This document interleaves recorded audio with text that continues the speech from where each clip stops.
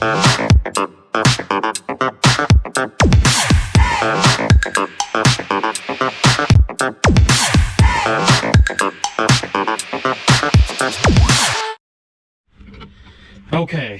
so we're back with the 540 and we have a big problem with the car. So what's wrong with it? Transmission is broken. Yeah, I'm gonna show you what's going on. So I had a problem with the ABS. The car will turn on the ABS light after I start driving, and I just noticed that it does it after shifts in second gear. So it is a problem with the transmission itself, not just the ABS. So I'm gonna start the car.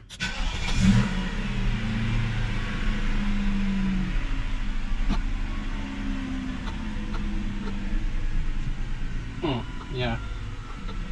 So yeah, you see that? It says trans failsafe program. I pulled up a bunch of, there was like a bunch of codes for the transmission. Not exactly sure what's wrong with it yet.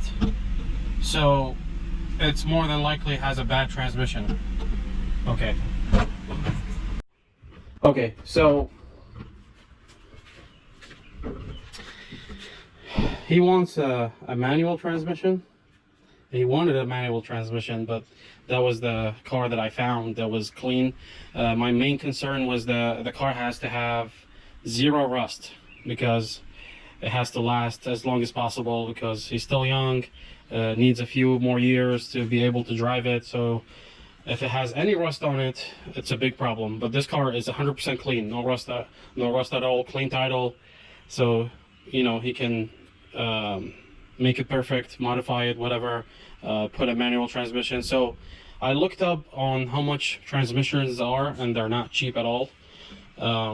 You can probably get a cheap one with very high miles from the junkyard, and it's not worth it, because changing the transmission is not an easy job. So, and I also looked up on a manual transmission with the parts that it's going to need, and with all the other stuff that you're going to need with the manual transmission, the drive shaft, the axle, the pedals, the covers, everything is going to be over like $4,000. So, and instead of going that route, I bought an entire car that has a manual transmission. So this is my car. It's a 2001, and this car is a 2000 540 with a manual transmission.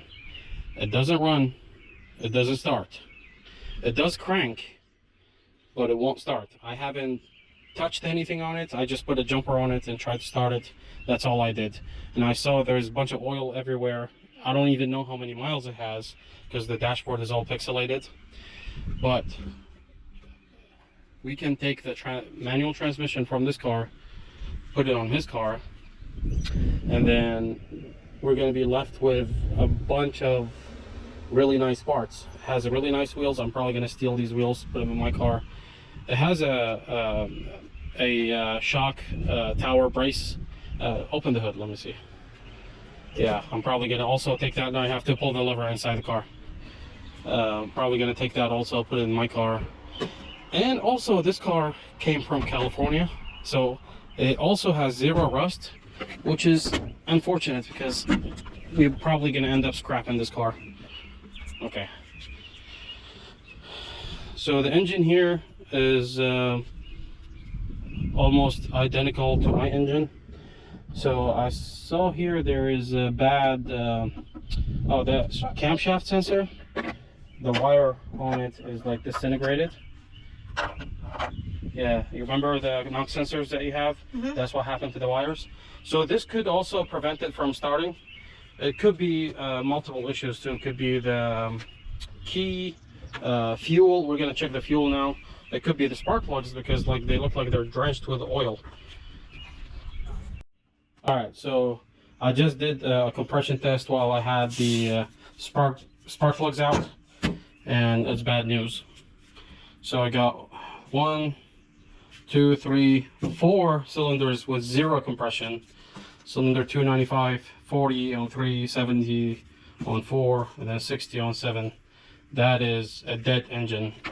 This engine is toasted. It's never gonna run. We can't rebuild this engine, so basically this engine is gonna be trashed, except for the little parts that I'm gonna take out of it. Otherwise it's going to the junk. So the only other choice we have we left with is we're gonna take the transmission out of the car and put it in this car, and then the wiring and everything should be a little bit easier because this is a pre-facelift, and also this is a pre-facelift car. But still, this has the electronic throttle body, which shouldn't matter if we're just changing the transmission, but it should have the old brake switch and the brake pressure switch, and then the brake signal. Those switches, they changed them when they facelifted the car. So this should have the old one as well as this. This also has the old one, so there shouldn't be any confusion with the wiring there. So now we have a little bit of an issue. Okay, so if we're gonna do this video right now, this channel makes $0. Okay, and this video, if we make the swap, I'm not gonna just glance over it and then just make a time lapse. No, I'm just gonna make it you know, as best as possible as I can, show all the details, all the steps, everything. It's just gonna be like a guide for somebody else to do it. The problem with that, it takes an enormous amount of time to shoot the video and to edit the video. Without shooting the video, this job is already very difficult. So with the video on top of it, it makes it even more difficult. So right now, as what the channel stands right now, it doesn't make sense for me to do such a video.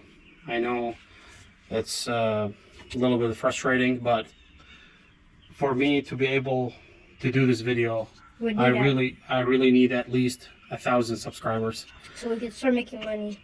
Right, and we're not too far away from that. We need maybe another 750 subscribers. I know it sounds a lot for me, but it's not a lot for anybody else. Like, you know, these big channels have millions of subscribers. But that's all I need. So if you see this video and you want to watch a manual swap on a 540 pre-facelift, please just hit the subscribe button. It doesn't cost you anything, and it means a lot to me and to him. So we need at least 1,000 subscribers before we make this video. We're not in a rush. We don't need to do it right away. He still have a couple weeks of school, and then after that, if we reach 1,000 subscribers, then we can go ahead and do the manual swap. So please subscribe. All right, thank you.